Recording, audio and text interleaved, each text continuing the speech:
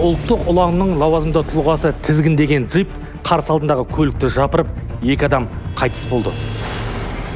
Біз бауырымыздан бір-ақ сәтте айырылып қалдық.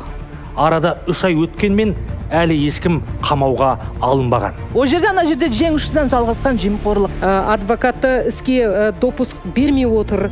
Ұлттық ұланның лауазымды тұлғалар отырды деді, дұрыс па? Қатты келген скоростың жасыру мақсатында жолдың мына жағына апарып қойған. Қалай қазір бұрмаланды деп айтып отырсыз, егер соны көрмесеңіз? До конца тыңдамайсыздар ма, мен айтатынымды? Land Cruiser'ды орнынан қозғады деген айғаққа мен сене алмай отырмын.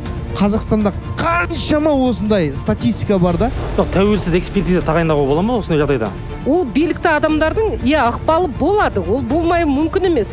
Мен жартылай кінәлімін, жартысына да кім кінәлі дейді. Марқұм кінәлі деп отыр. Біз қайдан білеміз, шынымен де ол 2 жігіттің шынымен де күнәсі жоқ шығар. Көліктің ішінде 4 адам болған дегенді естідік. Сіздерге ақша ұсынды ма? Адам өзі кінәлі болмаса, бұлай келіп көңіл айтып кетпейді ғой, негізі деймін да.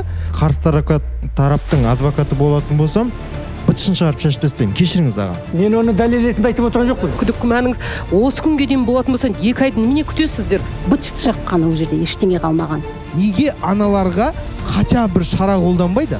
Соны қарауға сіздерден көмек сұраймыз.